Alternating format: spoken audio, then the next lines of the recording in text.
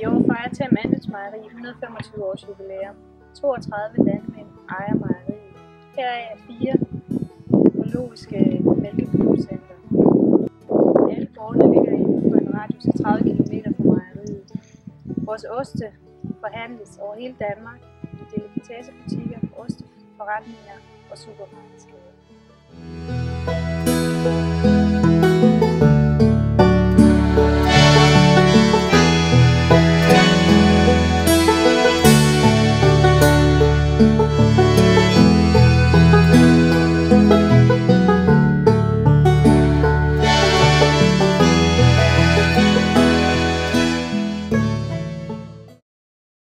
Nu er vi inde på mejeriet og starter ind i vores mælkebehandling, hvor vi tager mælken ud fra køerne og skiller den af i skummælk og fløde og blander den i det fedtindhold, som vi ønsker osten skal have.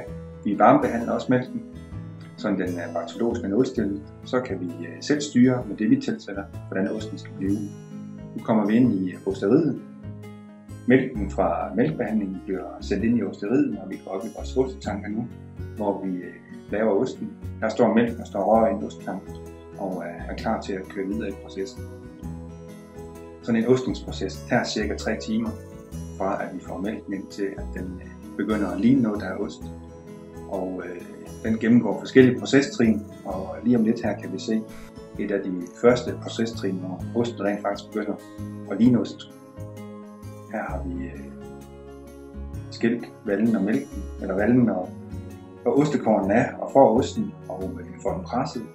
Og efter den er presset, så lægger vi den som nogle stålreoler her, sætter den ud i nogle bade, hvor vi først køler den med vand, og efterfølgende så fjerner vi vandet og lægger saltlag ind omkring osten, så optager osten salt, og osten bliver saltet. Det er en proces, der tager cirka 2 døgn fra start til slut.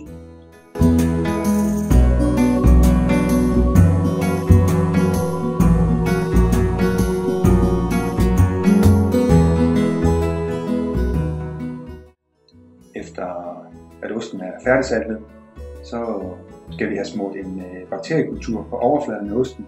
Vi laver en type ost, som i fagtermer hedder en rødkit modnet ost. Og vi har en maskine, der virker ligesom en bilvask med børster, der smører vi den her bakteriekultur ud på osten. Osten kan vi se lige om lidt bliver lagt på lagerhylder, og der prøver vi så at lave de optimale forhold for, at den her bakteriekultur den kan vokse og skabe først og fremmest smag og konsistens i osten. Og hele vores proces herude på lagerne kører fuldautomatisk, hvor medarbejderen kører rundt og flytter dem med maskiner. Rent fysisk så rører vi ikke på osten på noget tidspunkt i processen. Bakterien, som gror på osten, den her rødkitkultur, den kræver ild for at kan vokse. Den er ligesom os. Og når en ost den ligger på en hylde, så er der ikke ild på undersiden af den. Derfor vender vi osten gennem hele læringsperioden hver anden dag. Og nu er det så Kjeld her, der kører rundt og vender osten med en truk. Vi laver sådan 38 reoler i døgnet, så det bliver en lille smule, hvis vi skulle prøve at gøre det i hånden. Så det er også en af grunden til, at vi er automatiseret op.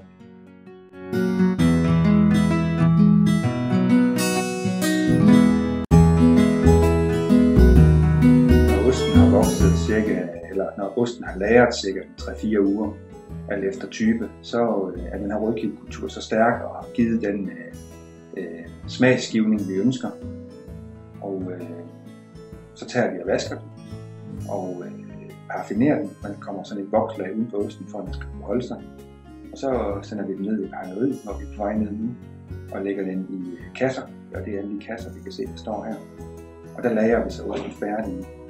Og vi har ost, der lagres lige alt fra de der 3-4 uger, som de kommer nyvasket fra, helt op til over et år. Når ostene ligger på lager i de her kasser, så vender vi dem også cirka hver anden uge, for at sikre os, at de bliver lige og de udvikler sig ens.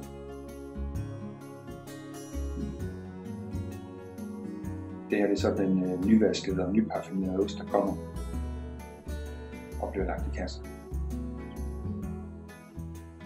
Det vi lige så over på den anden side, det er, når osten er lagret færdig, så tager vi og kommer en stagnol omkring osten, for at få den visuelt til at se rigtig, rigtig flot ud. Og den stagnolost bliver så båret ind i pejeriet, hvor vi er på vej ind til nu, hvor den så bliver skåret op. Vi kan lige se, at vi kører forbi lidt her på venstre side af de stagnolost.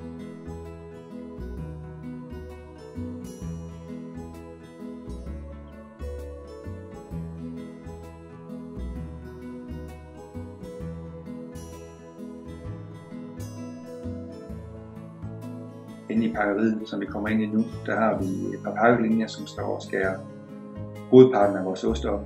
Der er næsten ikke noget ost, der i dag ikke bliver solgt i en forbrugerpakke, som bliver købt ud i supermarkedet. Og vi har et utal af udskæringer, alt efter kunder og ønsker og farve på folien og farve på etiketterne og vægten på osten. Så der er mange forskellige slags der. Og vi har 2 linjer. Vi har en manuel linje, som i stedet her vi står og skærer lidt på til de små serier. Og så har vi en automatisk linje, hvor vi kører de store serier på, for medarbejderne ikke skal stå og løfte for meget. Derefter transporteres osten i kølerum, og derefter ender den så ud i butikkerne og ude ved forbrugerne.